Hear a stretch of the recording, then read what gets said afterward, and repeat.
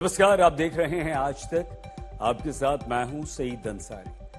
महाराष्ट्र की प्रचंड जीत के बाद प्रधानमंत्री नरेंद्र मोदी बीजेपी हेडक्वार्टर्स पहुंचे। प्रधानमंत्री नरेंद्र मोदी ने इस अवसर पर कांग्रेस और विपक्षी दलों को जमकर निशाने पर लिया। प्रधानमंत्री नरेंद्र मोदी बोले कि विपक्षी गठबंधन देश के मूड को समझ ही नहीं पा रहा है, न समझ पाया। प्रधानमंत्री नरेंद्र मोदी ने दिल्ली में बीजेपी मुख्यालय में महाराष्ट्र में महाविजय के बाद क्या कुछ कहा, सुनिए।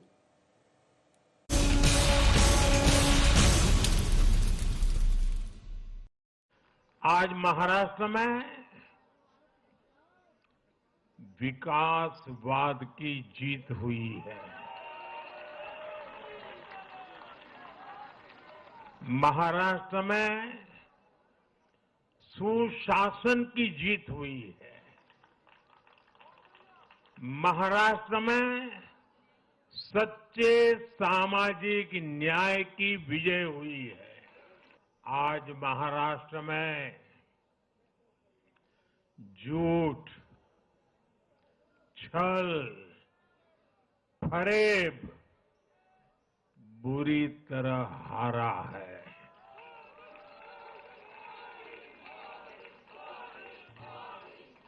विभाजनकारी ताकतें हारी है।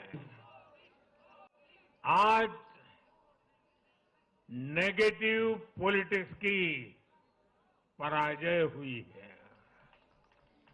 आज परिवारवाद की हार हुई है। आज महाराष्ट्र ने विकसित भारत के संकल्प को और मजबूत किया है। मैं देश भर के भाजपा के, एनडीए के सभी कार्यकर्ताओं को बहुत बहुत बधाई देता हूं, उन सबका अभिनंदन करता हूं। आज देश के अनेक राज्यों में उपचुनावों के भी नतीजे आए हैं। यूपी, उत्तराखंड और राजस्थान ने भाजपा को जमकर समर्थन दिया है। असम के लोगों ने भाजपा पर फिर एक बार भरोसा जताया है। मध्य प्रदेश में भी हमें सफलता मिली है। बिहार में भी एनडीए का समर्थन बढ़ा है। ये दिखाता है कि देश अब सिर्फ और सिर्फ विकास चाहता है। छत्रपति शिवाजी महाराज, शाहू जी महाराज, महात्मा फुले, सावित्रीबाई फुले, बाबा साहब आंबेडकर, वीर सावरकर, बाला साहब ठाकरे, ऐसे महान व्यक्तित्वों की धरती ने इस बार पुराने सारे रिकॉर्ड तोड़ दिए। बीते 50 साल में किसी भी पार्टी या किसी भी प्री पोल अलायंस के लिए ये सबसे बड़ी जीत है 50 साल के बाद। और एक महत्वपूर्ण बात मैं बताता हूं, ये लगातार तीसरी बार है जब भाजपा के नेतृत्व में किसी गठबंधन को लगातार महाराष्ट्र ने आशीर्वाद दिए हैं, विजयी बनाया है। और ये लगातार तीसरी बार है जब भाजपा महाराष्ट्र में सबसे बड़ी पार्टी बनकर उभरी है। ये निश्चित रूप से ऐतिहासिक है। अकेले भाजपा को ही कांग्रेस और उसके सभी सहयोगियों से कहीं अधिक सीटें महाराष्ट्र के लोगों ने दी है। महाराष्ट्र देश का छठा राज्य है जिसने भाजपा को लगातार 3 बार जनादेश दिया है। आदिवासी भाई बहनों ने भी भाजपा एनडीए को वोट दिया। ओबीसी भाई बहनों ने भी भाजपा एनडीए को वोट दिया। मेरे दलित भाई बहनों ने भी भाजपा एनडीए को वोट दिया। समाज के हर वर्ग ने भाजपा एनडीए को वोट दिया। ये कांग्रेस और इंडी गठबंधन के उस पूरे इकोसिस्टम की सोच पर करारा प्रहार है जो समाज को बांटने का एजेंडा चला रहे थे। हरियाणा के बाद महाराष्ट्र के चुनाव का भी सबसे बड़ा संदेश है एकजुटता। एक है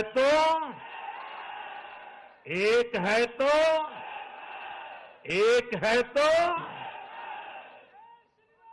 ये आज देश का महामंत्र बन चुका है।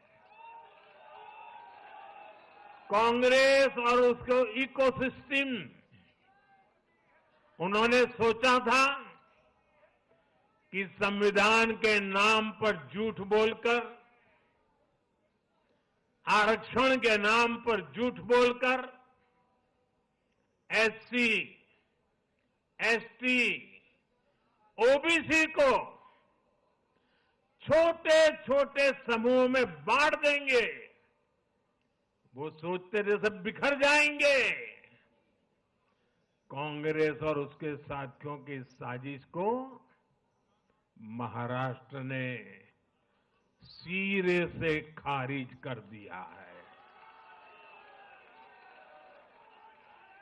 महाराष्ट्र ने डंके की चोट पर कहा है एक है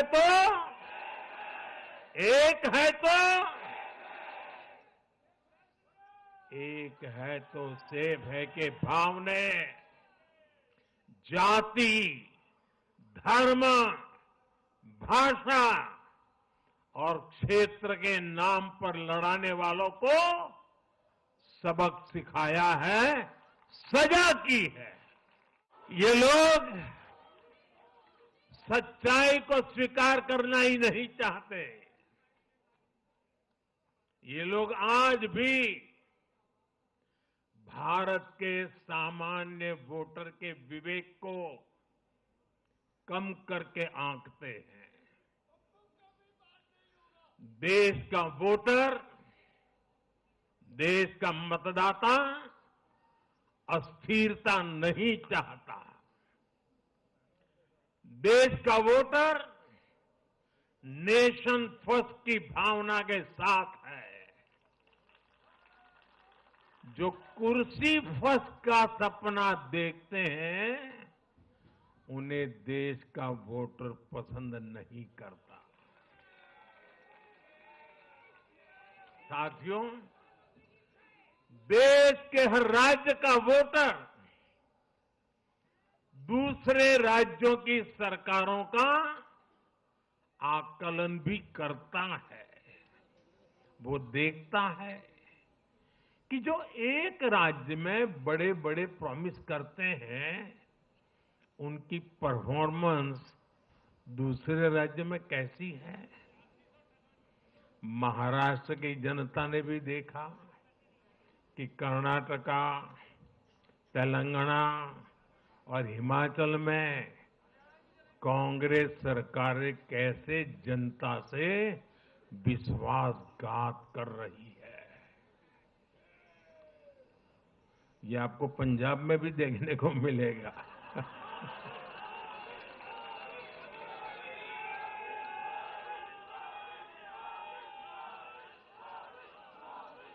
जो वादे महाराष्ट्र में किए गए, उनका हाल दूसरे राज्यों में क्या है। इसलिए कांग्रेस के पाखंड को जनता ने खारिज कर दिया है।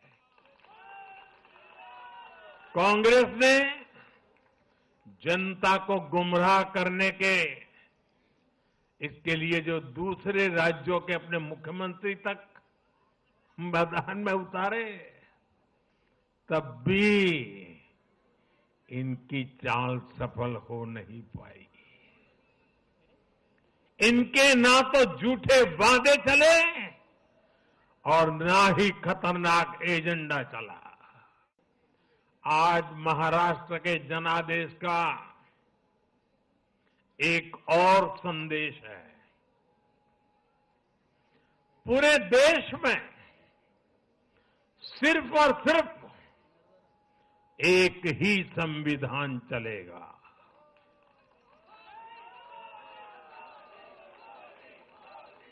वो संविधान है बाबा साहब आम्बेडकर का संविधान, भारत का संविधान।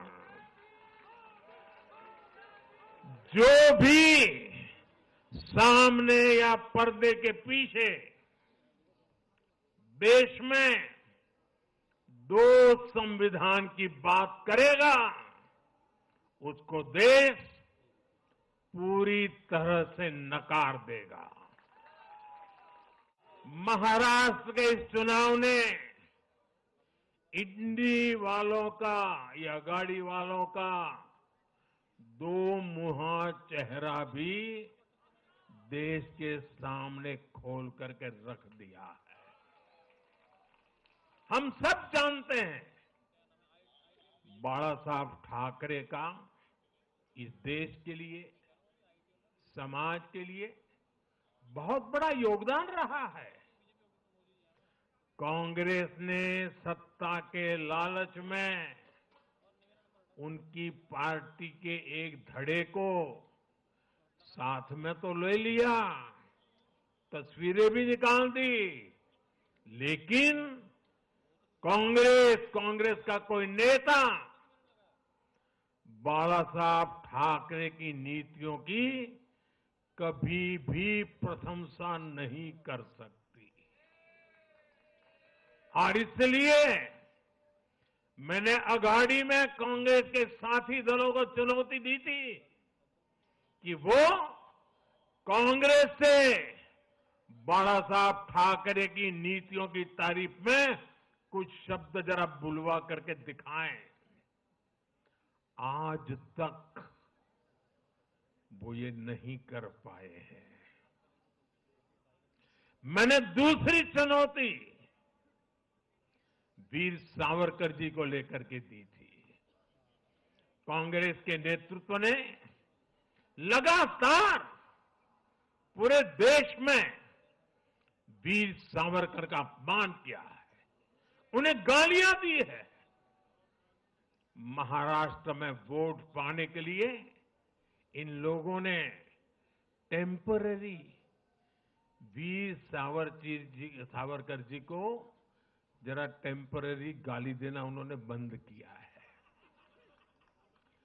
लेकिन वीर सावरकर के तप त्याग के लिए उनके मुंह से एक बार भी सत्य नहीं निकला। और यही इनका दो मुहापन है। ये दिखाता है कि उनकी बातों में कोई दम नहीं है। उनका मकसद सिर्फ और सिर्फ वीर सावरकर को बदनाम करना है। कांग्रेस और उसके साथियों ने जम्मू कश्मीर में फिर से आर्टिकल 370 की दीवार बनाने का प्रयास किया।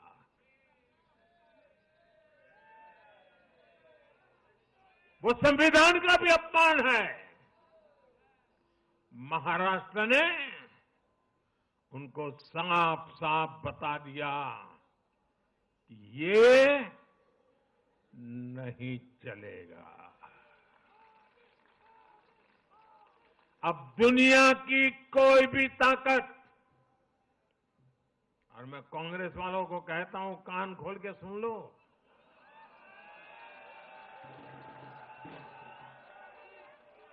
उनके साथियों को भी कहता हूं, अब दुनिया की कोई भी ताकत 370 को वापस नहीं ला सकती।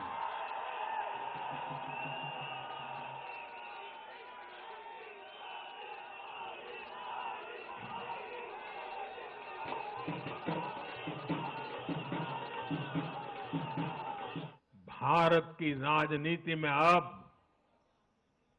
कांग्रेस पार्टी परजीवी बनकर रह गई है।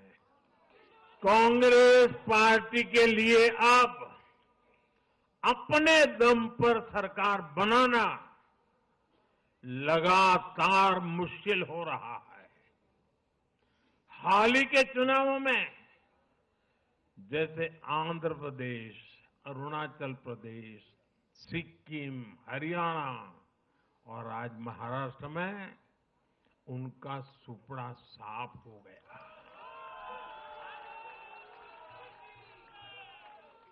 कांग्रेस की घिसी पीटी विभाजनकारी राजनीति फेल हो रही है, लेकिन फिर भी कांग्रेस का अहंकार देखिए।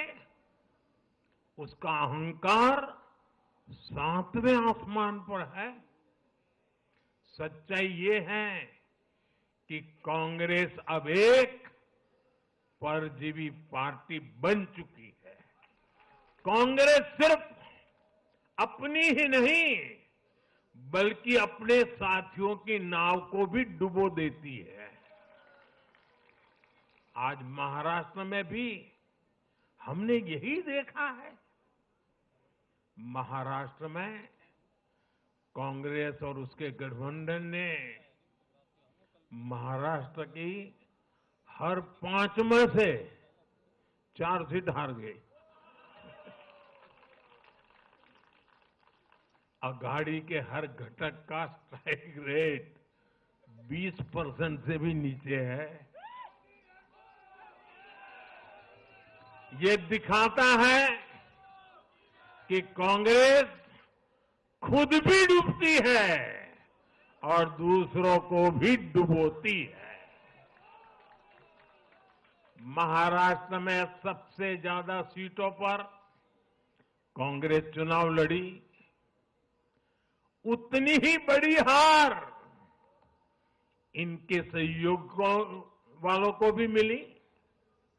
वो तो अच्छा है कि यूपी जैसे राज्यों में कांग्रेस के सहयोगियों ने उससे जान छुड़ा ली, वरना वहां भी कांग्रेस के सहयोगियों को लेने के देने पड़ जाते। सत्ता भूख में कांग्रेस के परिवार ने संविधान की पंथ निरपेक्षता की भावना को चूर चूर कर दिया है। हमारे संविधान निर्माताओं ने उस समय 47 में विभाजन की विभीषिका के बीच भी हिंदू संस्कार और परंपरा को जीते हुए पंथ निरपेक्षता की राह को चुना था।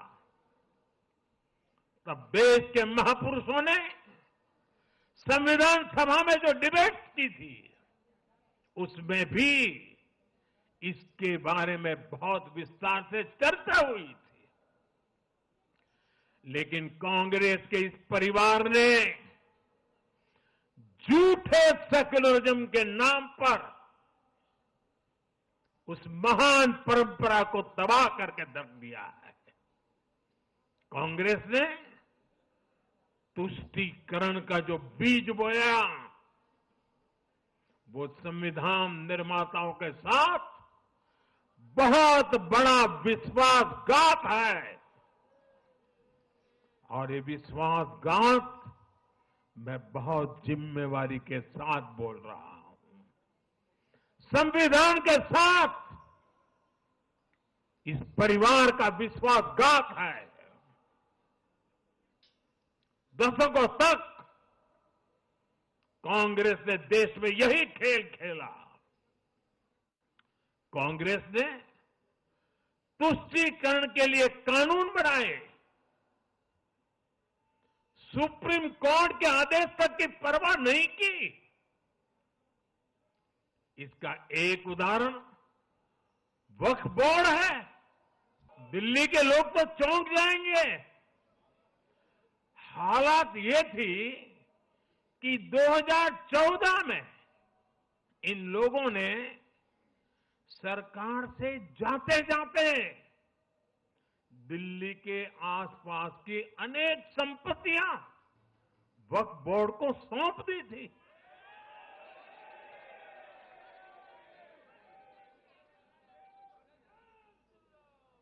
बाबा साहब आंबेडकर जी ने जो संविधान हमें दिया है ना, जिस संविधान की रक्षा के लिए हम प्रतिबद्ध है, संविधान में वक्फ कानून का कोई स्थान ही नहीं है।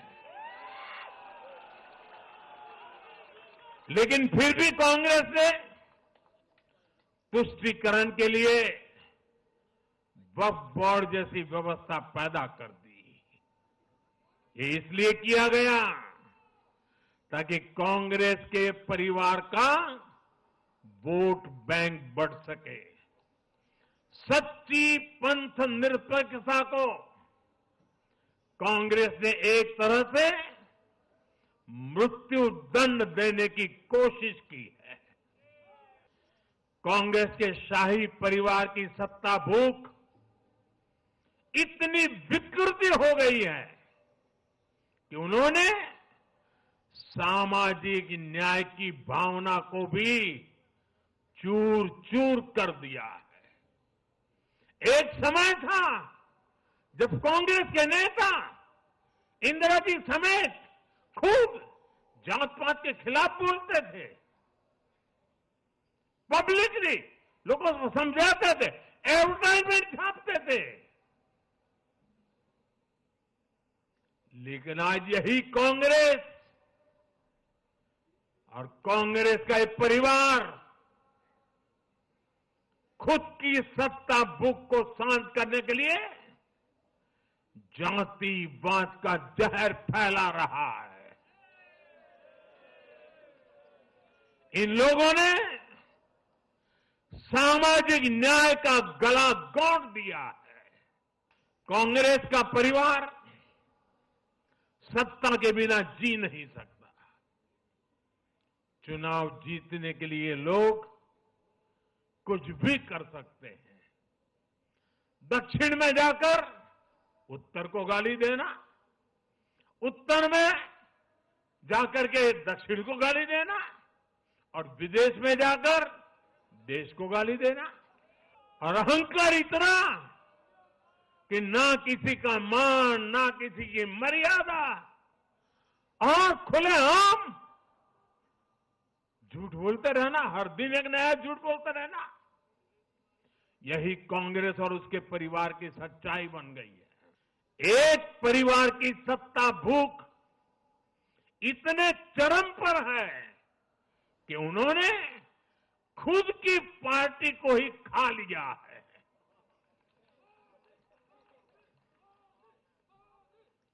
देश के अलग अलग भागों में कई पुराने जमाने के कांग्रेस कार्यकर्ता है, पुरानी पीढ़ी के लोग हैं जो अपने जमाने की कांग्रेस को ढूंढ रहे हैं। लेकिन आज की कांग्रेस के विचार से, व्यवहार से, आदत से उनको ये साफ पता चल रहा है कि ये वो कांग्रेस नहीं है। इसलिए कांग्रेस में आंतरिक रूप से असंतोष बहुत ज्यादा बढ़ रहा है। उनकी आरती उतारने वाले भले आज इन खबरों को दबा के रखे, लेकिन भीतर आग बहुत बड़ी है। असंतोष की ज्वाला भड़क चुकी है। सिर्फ एक परिवार के ही लोगों को कांग्रेस चलाने का हक है। सिर्फ वही परिवार काबिल है, दूसरे नाकाबिल हैं। परिवार की सोच ने, इस जीत ने कांग्रेस में एक ऐसा माहौल भी बना दिया कि किसी भी समर्पित कांग्रेस कार्यकर्ता के लिए वहां काम करना मुश्किल हो गया है। आप सोचिए, कांग्रेस पार्टी की प्राथमिकता आज सिर्फ और सिर्फ परिवार है। देश की जनता उनकी प्राथमिकता नहीं है। और जिस पार्टी की प्राथमिकता जनता न हो, वो लोकतंत्र के लिए बहुत ही नुकसानदायी होती है।